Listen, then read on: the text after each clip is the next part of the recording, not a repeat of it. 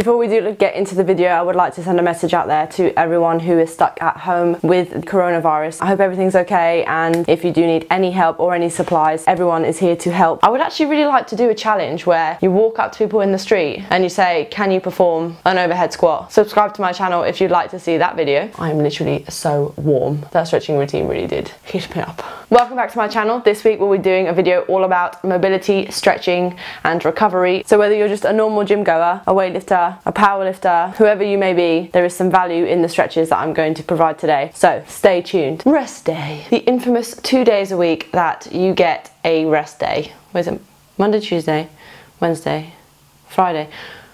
Correction, 3 days a week that I get a rest day. I like to keep active in a way that is conducive to my performance on the days that I do train, which I'm going to show you right now. So firstly, I will actually just sit into a squat and obviously see how it feels and then go from there. So I'll notice areas that are particularly tight and areas that I'd like to focus on that day, which are usually my hips and my ankles, as I tend to get the tightest around there, as well as my thoracic spine, which are all the commons, to be honest. I think everybody suffers with that. As we sit at a desk all day long, it's really difficult to get mobile in those positions. So I'll start off by doing a simple ankle stretch, which will help me mobilize my ankles. So how you perform it is you just put one leg as if you're going to go into a squat, then lean onto that leg and put as much pressure into the ankle as you possibly can. You'll feel a stretch through your whole calf muscle really. Next, what I'm going to do is a hip stretch, adding a rotation in there so that I can really feel that extra stretch and improve my thoracic mobility while doing it as well. So all you want to do really is put one front leg forward and one leg back, and then lean into the stretch as much as you can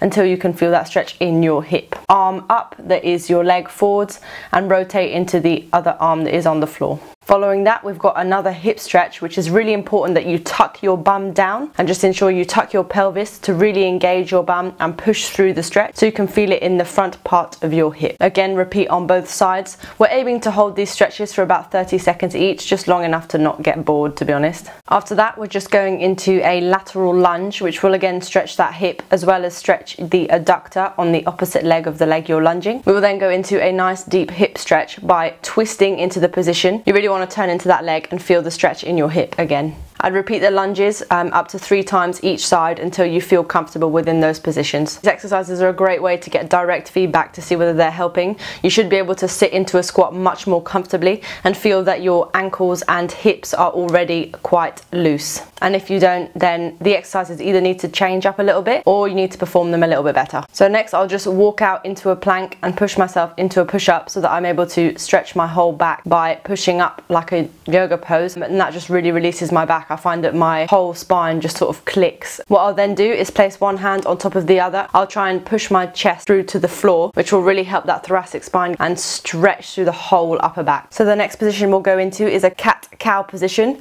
which will just help you stretch that spine even more. After that, we're going to perform some more rotation movements, so it's really focusing on that thoracic spine. This is an exercise I struggle with a lot. So it's a squat and reach, so ideally you should be able to keep your chest up significantly more. Really nice stretch that you should feel in your upper back. So while stretching and mobility is an essential part of my training routine, I do like to implement other things which I have talked about on this video up here, my 5 healthy habits. However, I'd just like to reiterate the importance of certain things. So sleep is one of them. You just need to get into those deep sleep cycles so that you're able to get into the nice deep hormone sleep so that you can produce the hormone which help repair damaged muscle and obviously build more muscle. Can get strong. God, I really need to do some.